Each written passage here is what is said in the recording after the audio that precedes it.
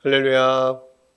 네, 오늘도 주 앞에 나오신 여러분을 주의 이름으로 축복합니다. 우리 하나님 말씀 함께 보겠습니다. 하나님 말씀 마태복음 26장 1절에서 16절까지 보겠습니다. 우리 다 같이 한 목소리로 합동하겠습니다. 26장 1절부터 16절까지 합동합니다. 예수께서 이 말씀을 다 마치시고 제자들에게 이르시되 너희가 아는 바와 같이 이틀이 지나면 유월절이라 인자가 십자가에 못 박히기 위하여 팔리리라 하시더라. 그때에 대제사장들과 백성의 장로들이 가야바라 하는 대제사장의 관정에 모여 예수를 흉계로 잡아 죽이려고 의논하되 말하기를 민난이 일어날까 하노니 명절에는 하지 말자 하더라. 예수께서 베다니 나병 환자 시몬의 집에 계실 때에 한 여자가 매우 귀한 향유 한 옥합을 가지고 나와서 식사하시는 예수의 머리에 부으니 제자들이 보고 분개하여 이르되 무슨 의도로 이것을 허비하느냐 이것을 비싼 값에 팔아 가난한 자들에게 줄 수 있었겠도다 하거늘 예수께서 아시고 그들에게 이르시되 너희가 어찌하여 이 여자를 괴롭게 하느냐 그가 내게 좋은 일을 하였느니라. 가난한 자들은 항상 너희와 함께 있거니와 나는 항상 함께 있지 아니하리라. 이 여자가 내 몸에 이 향유를 부은 것은 내 장례를 위하여 함이니라. 내가 진실로 너희에게 이르노니 온 천하에 어디서든지 이 복음이 전파되는 곳에서는 이 여자가 행한 일도 말하여 그를 기억하리라 하시니라.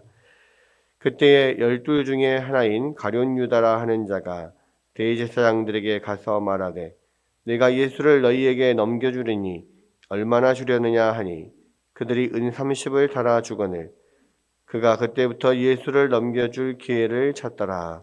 아멘. 아멘. 이제 오늘은 마태복음 26장으로 넘어왔는데요. 25장, 24장, 25장이 일명 감람산 강화라고 하는 그러한 예수님께서 감람산에서 예루살렘 성전을 바라보시면서 종말에 대한 이야기를 하시는 내용들이 쭉 나오고요. 이제 26장에서는 이제 감람산을 넘어서 이제 베다니로 들어가신 이후에 예수님께서 말씀하신 내용입니다. 26절에 보면 예수께서 이 말씀을 다 마치시고 제자들에게 이르시되, 그러니까 이 감람산 강화가 끝나고 이제 베다니로 가서 이제 베다니에서 말씀을 하시는 건데요. 2절에 보면 너희가 아는 바와 같이 이틀이 지나면 유월절이라 인자가 십자가에 못 박히기 위해서 팔리리라 하시더라. 그러니까 이제 예수님의 십자가를 지시는 이 일이 이틀 뒤로 다가온 겁니다. 그러니까 금요일 오전에 예수님이 십자가에 못 박히시잖아요. 그러니까 이틀이 남았다. 이틀 뒤라고 하면 목요일, 수요일 보통 이렇게 이틀이 남은 거죠. 그리고 지금은 화요일 아마 해 저물 때일 것 같습니다. 예. 그럼 다시 한번 이제 제자들에게 예수님의 십자가에 못 박혀 죽으실 것이다 이야기를 하는데요. 여기 보면 이제 유월절에 예수님이 십자가를 못 박히신다라고 이야기를 하셨는데 사실 이 시간이 굉장히 중요합니다. 예수님께서 십자가에 못 박히는 시간이 유월절이라는 사실이 왜냐하면 유월절이라고 하는 그 명절 자체가 이 애굽에서 모든 그 이집트에서 하나님께서 이스라엘 백성들을 출애굽시키기 위해서 애굽에서 나오도록 데려 나오기 위해서 모세를 통해서 계속 바로에게 이야기를 하는데 바로가 듣지 않잖아요. 그러니까 이제 막 10가지 재앙을 계속 내립니다. 그렇죠? 그래서 이제 바로가 재앙을 당하면 다시 모세에게 보내겠다 약속해놓고 또 마음이 돌아서고 또 재앙이 떨어지면 또 다시 모세를 불러다 보내겠다 이야기하고 또 마음이 돌아서 이런 식으로 계속 되다가 마지막 10번째 재앙이 모든 이집트에 있는 애굽에 있는 모든 가축이나 사람이나 모든 초태생들은 다 죽는 거잖아요. 그러니까 마다들이 다 죽는 겁니다.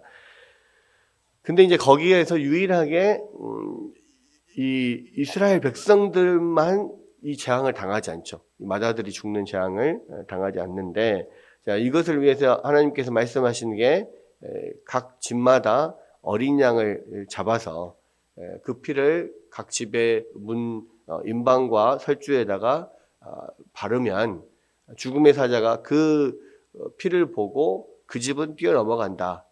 그렇게 약속을 하셨고 실제로 그렇게 순종을 하고 어린 양의 피를 바른 집 안에 모든 사람들이 들어와서 있을 때에 죽음의 사자가 뛰어넘어간 거죠. 그래서 이제 그것을 기리는 그것을 또 어떤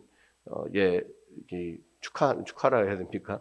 그것을 기리는 명절이 유월절, 뛰어넘어갔다 해서 패스오버라고 하는 거죠. 뛰어넘어갔다 해서 유월절이라고 합니다.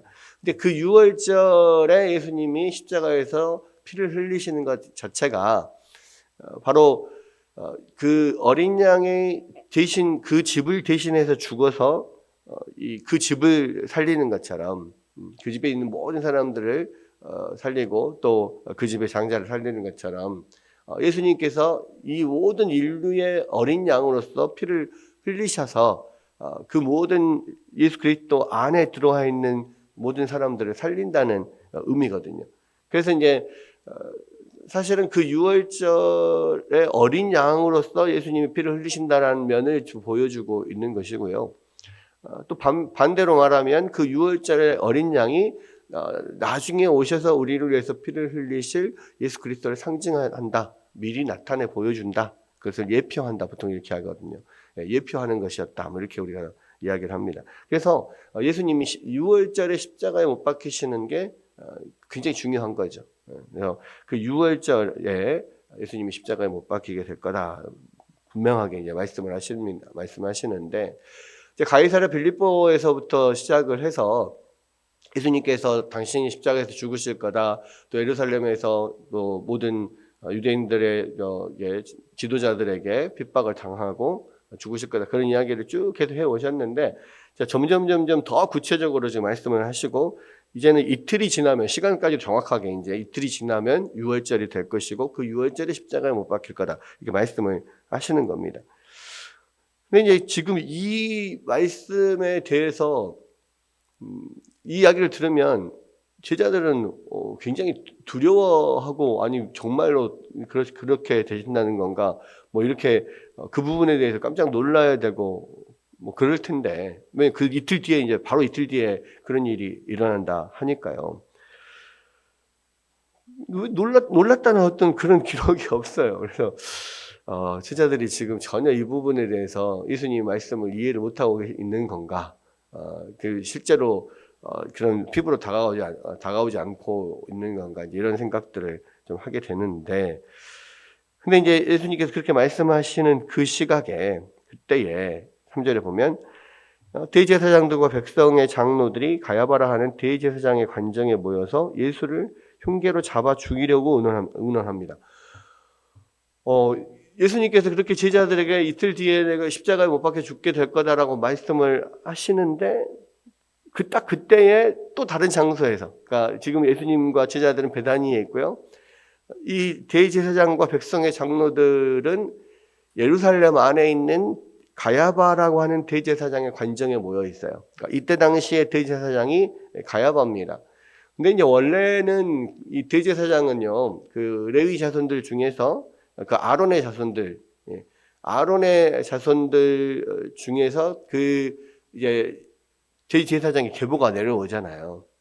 근데 그 대제사장의 대제사장의 아들로만 그 대제사장이 쭉 그 계승돼서 이렇게 내려오게 되고 대제사장이 그러면 어떻게 바뀌냐면 전임 대제사장, 아버지 대제사장이 죽으면 그 다음에 이제 그 아들이 대제사장이 되는 거예요. 그러니까 그대로 혈통적으로 승계를 계속하게 돼 있거든요. 그런데 이때의 대제사장 가야바는 그 전임 대제사장이 누구냐면 자기의 장인이에요. 안나스라고 하는 자신의 장인인데 이때는 아들이 물려받은 게 아니라 사위가 지금 대제사장을 물려받고 또 실제로 안나스가 죽어야지 대제사장이 되는데 그게 아니라 안나스가 대제사장직에서 물러나고 사위가 대신 대제사장이 되는 거예요. 그러니까 이거는 뭐 전혀 말도 안 되는 지금 일이 좀 일어나고 있고 이제 그 안나스도 사실은 그 혈통적으로 아론의 자손으로서 대제사장이 된 게 아니라 로마에 의해서 대제사장이 된 거거든요. 근데 지금 현재 이 이스라엘은 지금 정교 일치 사회라 그랬잖아요. 왕이 지금 없다 그랬지 않습니까? 그렇기 때문에 대제사장이 왕의 역할을 같이 한단 말이에요. 종교 지도자 및 정치 지도자입니다. 그 종교 지도자이고 정치 지도자인 어떻게 보면 행정부와 사법부를 같이 행정부와 사법부와 또 뭐 입법부까지도 마찬가지입니다. 왜냐하면 사내들인 공회원에 사내들인 70명의 사내들인 공회가 이제 의회, 국회 같은 건데 거기에 수장도 대제사장이거든요. 그러니까 사실 뭐 행정, 사법, 입법 모든 것을 대제사장이 다 지금 관장하고 있는 그런 상황이고 정치 지도자이고 종교 지도자입니다. 엄청난 권력을 갖고 있는 거죠. 근데 그런 권력자가 로마에 의해서 지금 임명을 받는 그런 상황에 있는 거예요. 참 말도 안 되는 일이죠. 근데 어쨌든 이 대제사장 그 당시에 대제사장이었던 가야바의 집에 모여가지고 예수를 죽이려고 지금 흉계를 꾸미고 있습니다. 근데 재밌는 것은 뭐냐, 막 서로 이야기를 하는데 5절에 보니까 말하기를 밀란이 일어날까 하노니 명절에는 하지 말자 하더라. 왜 그러냐면 이 유대의 3대 절기가 있잖아요. 3대 명절이 있습니다. 유월절, 칠칠절, 초막절 이렇게 세 가지 절기가 있는데 이 절기 때는 이스라엘 내에 있는 사람들뿐만 아니라 이스라엘 밖에 지금 있는 많은 디아스포라 유대인이라고 하잖아요. 이스라엘 지형 밖에 헬라 지역 전체 다 로마 지역 전체 이렇게 흩어져 있는 예루살렘 그러니까 유대인 남자는 누구라도 다 예루살렘으로 오게 되어 있습니다. 예루살렘 성전에 와서 하나님 앞에 제사를 드리게 되어 있거든요.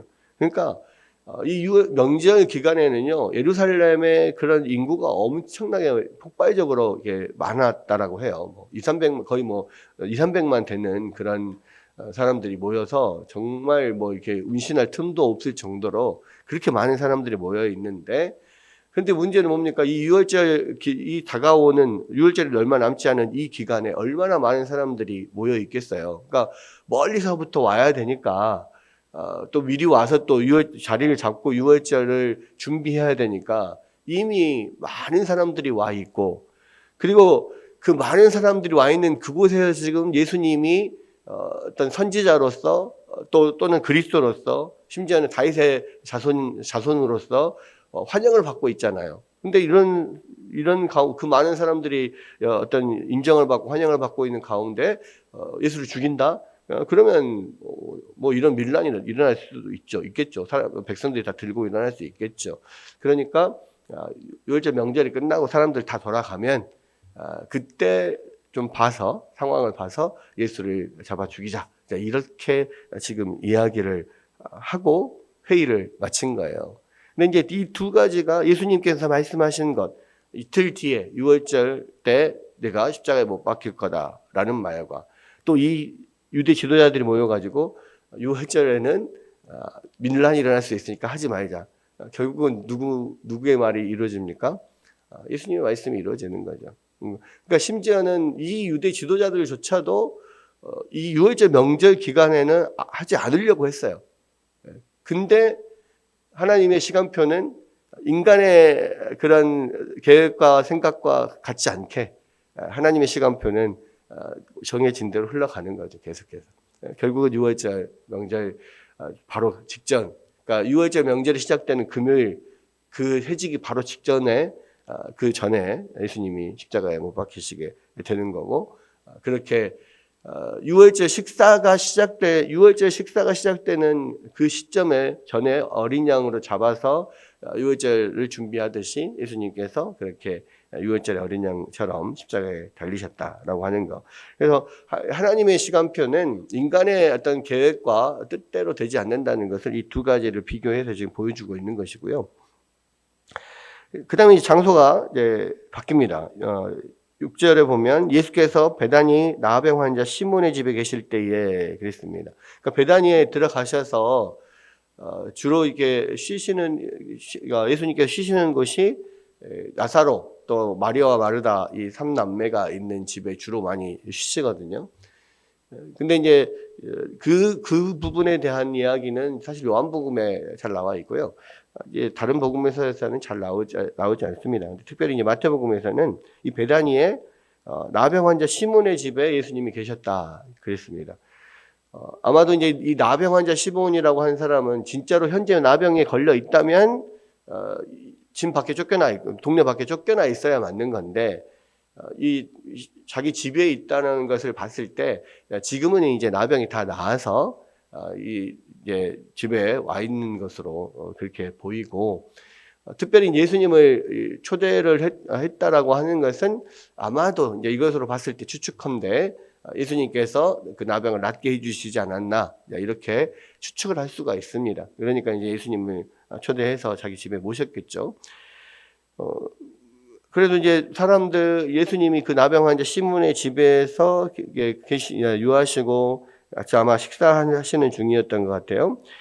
7절에 보니까 한 여자가 매우 귀한 향유 한 옥합을 가지고 나와서 식사하시는 예수의 머리에 부으니, 이 여인은 여기서는 이름이 전혀 밝혀지지 않습니다. 그런데 이제 비슷한 시간대나 뭐 이런 것들을 봤을 때 요한복음에 보면 이 마리아가 그러죠. 나사로의 누이는 마르다 마리아가 있는데, 이 마리아가 자기가 아마도 시집 갈 때 쓰려고 마련해 놓았던 것일지도 있는데, 나드 한 옥합을 가지고 와서 깨서 예수님의 머리에 붓고 머리털로 발을 이렇게 닦고 막 이런 게 나오잖아요. 근데 아마도 그렇지 않았을까? 아니면 근데 여기는 전혀 이름은 언급이 안 돼 있고, 다른 사람일 수도 있고 같은 사람일 수도 있는데 어떤 시기적으로 봤을 때는 마리아일 거라고 생각이 됩니다. 근데 식사하고 계시는 예수님의 머리에 향유를 부어요. 근데 갑자기 이게 뭔 일이냐? 밥 먹고 있는데 마치 그냥 이 머리에다 물을 붓는 것 같은 뭐 이런 일을 갑자기 왜 하느냐? 깜짝 놀랄 수 있죠. 근데 이제 보통 이제 귀한 손님이 집에 왔을 때 같이 식사 대접을 하거나 뭐 이렇게 할 때, 초대를 했을 때, 이게 중동 지방에는 밖에 이제 덥고 먼지도 많고 막 이러다 보니까 오시는 손님들 발도 씻겨드리고 또 이 좋은 냄새 나라고 좋은 향도 나라고 이게 머리에다가 이런 향유를 몇 방울 이렇게 떨어뜨려서 향수 이렇게 뿌리는 것처럼 향유를 이렇게 몇 방울 떨어뜨려서 좀 좋은 향기도 나게 하고, 그러니까 이거 손님을 대접하는 어떤 그들의 어떤 문화인 거죠. 그런 문화. 이걸 알지 못한다면 왜 갑자기 밥 먹고 있는데 머리에다 향유를 부어 뭐 이렇게 생각을 할 건데. 근데 이제 그렇게 그 손님을 귀하게 대접하고 그렇게 또 기분 좋게 접대를 하기 위해서 그런 일을 보통 하는데, 여기서는 마리아가 그냥 뭐 한두 방울도 아니고 아예 한 옥합 하나를 전체를 머리에다 다 부어요. 그리고 온몸에 막 흘러내리는 그거를 이제 자기의 머리로 발도 막 닦아드리고 이렇게 몸도 닦고, 그래서 온몸에 완전히 향유 전체를 온몸에 부어서 온 집의 냄새가 이제 진동하게 이렇게 만드는 거예요. 그러니까 이거는 당혹해하고 그 사람을 어떤 물먹이려고 하는 이런 게 아니라 그 손님을 귀하게 대접하는 그 문화를 어떤 그나 문화적인 면에서 엄청나게 더 과하게 그냥 부은 거죠, 그것을. 그래서 이것은 그 손님을 귀하게 여기는 그 마음을 그냥 한없이 그냥 거기다가 부은 거예요, 완전히. 그냥 때려 부은 거죠, 완전히. 그래서 최고급, 그러니까 최고의 어떤 지금 대우를 해드리고 있는 거니까. 그래서 이런 행위에 대해서 왜 이런 이상한 짓을 하느냐라고 사람들이 생각하지 않았다고요. 정말로 이제 귀하게 대접을 하는구나 생각을 했지만 해도 너무 과하다 이렇게 생각을 한 거죠. 그러면서 이제 8절에 보니까 제자들이 보고 분개하여 이르되 무슨 의도로 이것을 허비하느냐. 그러니까 아니 한두 방울이면 될 건데, 아니면 한두 방울이 아니어도 뭐 조금만 살짝만 더 부으면 될 건데 굳이 그것을 콸콸콸콸 다 그냥 쏟아 붓는 것은 너무 과하고 이건 허비 아니냐, 낭비 아니냐, 왜 그렇게 하느냐라고 이제 생각한 거예요. 왜냐하면 이 사람들은 그게 엄청나게 귀한 건 줄 아니까 도대체 목적을 달성하는 것 이상 너무 과하게 하는 것은 이거는 아니지 않냐. 그리고 그게 너무 아까운 거죠. 왜냐하면 여기에 보면 비싼 값에 팔아서 가난한 자들에게 줄 수 있었겠도다 이야기를 합니다. 근데 가난한 사람들에게 도와주지 못해서 이 사람들이 화를 낼까요? 아니에요. 그냥 핑계고 그냥 아까운 거죠. 아니 우리가 무슨 콜라만 이렇게 땅에다가 막 갖다 붓거나 술 같은 거, 와인 같은 거 이런 거를 막 이게 붓거나 이렇게 깨버리거나 예를 들어서 그러면 비싼 와인 같은 것도 있을 거 아니에요. 그런 걸 깨버리거나 하면 왜 그러냐고 이제 막 성질을 낼 거 아닙니까? 향수도 그렇고 마찬가지 아주 비싼 어떤 거를 깼다. 그러면 막 화가 나죠. 예. 자기 게 아니어도 아깝죠. 그런 어떤 의미입니다. 근데 여기서 요한복음에서 보면 이 300데나리온에 팔아가지고 이거를 도울 수 있었을 텐데라고 가룟 유다가 이야기를 하잖아요. 근데 300데나리온이다 이라고 하면 거의 한 데나리온이 1일 노동자의 하루 품삯이니까 300일치 노동 품삯이란 말이에요. 그러니까 거의 1년 연봉이에요. 그리고 돈으로 환산해도 한 3천만 원 정도 되는 거거든요. 그러니까 이 3천만 원짜리를 이렇게 그냥 한 번에 완전히 허비를 한다? 아깝죠, 당연히. 우리가 봐도 아깝습니다. 그러니까 우리도 우리의 눈이 거의 제자들이나 가룟 유다랑 비슷한 거예요. 그런데 예수님은 뭐라고 이야기를 하셨습니까? 예수께서 아시고 그들에게 이르시되 너희가 어찌하여 이 여자를 괴롭게 하느냐? 그가 내게 좋은 일을 하였느니라. 모든 사람들의 눈에 똑같이 이거는 낭비고 허비고 잘못된 일이다 이렇게 생각을 하는데요. 예수님은 아니다. 그건 내게 좋은 일을 한 거다 이렇게 이야기를 합니다. 왜 그러셨을까요? 지금 이유는 밑에 나오죠. 가난한 자들은 항상 너희와 함께 있거니와 나는 항상 함께 있지 아니하니라. 이 여자가 내 몸에 이 향유를 부은 것은 내 장례를 위하여 함이라. 그러니까 예수님께서 분명히 이틀 뒤면은 십자가를 지실 것이다라고 십자가에 못 박히기 위해서 팔릴 거라고 분명히 말씀을 하셨는데도 불구하고요. 제자들은 아무도 거기에 대해서 그렇게 이게 신중하게 그 이야기를 듣질 않았어요. 근데 이 여자는 그 이야기를 신중하게 들은 거죠. 예수님이 돌아가신다고? 근데 이제 왜 돌아가시는지에 대해서는 아마도 그 전에 계속해서 예수님께서 말씀하시는 것들을 잘 들어서 알고 있을 거라 생각이 됩니다. 그래서 예수님이 우리를 위해서 돌아가신다고 하는 것을 알기 때문에 예수님은 우리를 위해서 자기의 생명을 내어주시는데 그 사랑과 그런 은혜가 너무나 감사하니까 자기에게 있는 것 제일 귀한 것을 예수님께서 드린 거예요. 그러니까 이것은 그냥 일반적인 상식의 눈으로 봤을 때는 낭비고 허비죠. 근데 이 여자의 입장에서는 예수님이 자기에게 지금까지 베풀어준 은혜도 그렇고 너무 감사한데 이제 앞으로 이틀 뒤에 십자가를 지시고 죽으신다고. 근데 그거에 대해서 이거는 안 돌아가시게 할 수는 없나라고 할 수는 없으니까.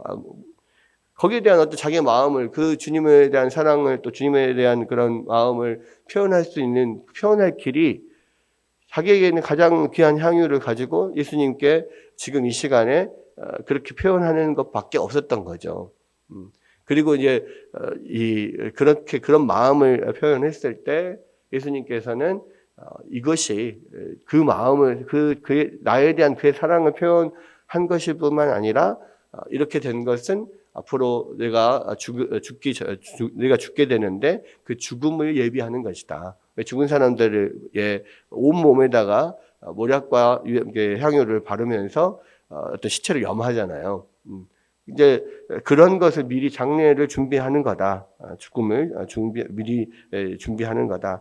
그런 이야기를 하시는 거예요. 그런 의미를 그렇게 부여를 하시는 거죠. 그러면서 진실로 내가 너희에게 이르노니 온 천하에 어디를 다니든지 이 복음이 전파되는 곳에서는 이 여자가 행한 일도 말하여서 그를 기억하리라 이렇게 이야기를 합니다. 결국 이 여인은 뭐 여기서는 뭐 이름이 나오지 않으니까 이 여인은 그렇게 예수님을 향한 이 사랑과 또 예수님께 받은 그 은혜에 대한 감사와 사랑과 헌신의 표현으로 자기에 있는 가장 귀한 옥합을 깨어서 예수님께 드린 거죠. 그런데 원래는 이제 오늘 본문은 13절까지인데 생명의 삶 큐티에서는 제 16절까지 읽은 이유는 뭐냐면 그때의 가룟 유다 12 중에 하나인 가룟 유다라고 하는 자가 대제사장에 가서 내가 예수를 너에게 넘겨주리니 얼마를 주려냐 하니까 은 30을 달아서 주고 그것을 받고 예수님을 넘길 기회를 찾았다 그랬거든요. 은 30은 은 30세겔입니다.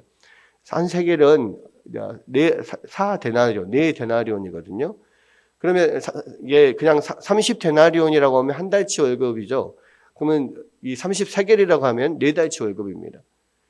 그러니까 상당히 이것도 나름대로 뭐 아주 큰 돈이긴 해요. 근데 이 여자가 드린 향유 옥합은 거의 1년치 연봉이고 이 가룟 유다가 받은 이 은 30은 지금 한 4개월치 월급을 받고 지금 예수님을 판 거예요. 그러니까 이 두 사람이 비교가 되잖아요. 예수님을 향하여서 이 여자는 1년치 연봉을 갖다가 쏟아 부어도 하나도 아깝지 않은데 가룟 유다는 그것을 아까워하고 예수님을 4개월치 월급 받고 그냥 팔아버린 거예요.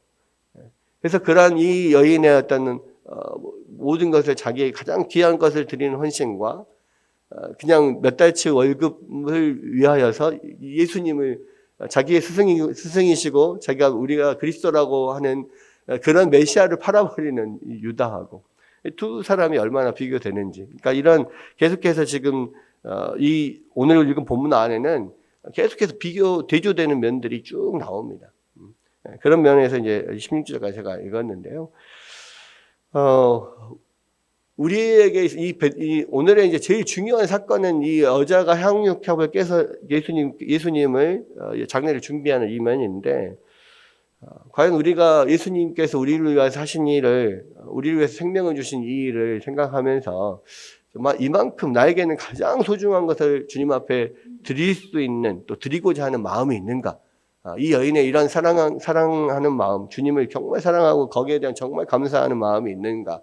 자, 이런 면들을 우리가 살펴봤으면 좋겠고요. 주님께서 우리를 위해서 생명을 주셨다면 우리는 그 어떤 것을 주님께 드려도 사실은 아깝지가 않은 거죠. 그런 면들을 우리가 생각하면서 다시 한번 우리 안에 그러한 어떤 사랑과 주님에 대한 감사와 헌신이 그런 것들이 헌신으로 표현될 수 있도록 다시 한번 하나님 앞에 우리 자신을 돌아보며 기도하는 아침이 되기를 주의 이름으로 축원합니다.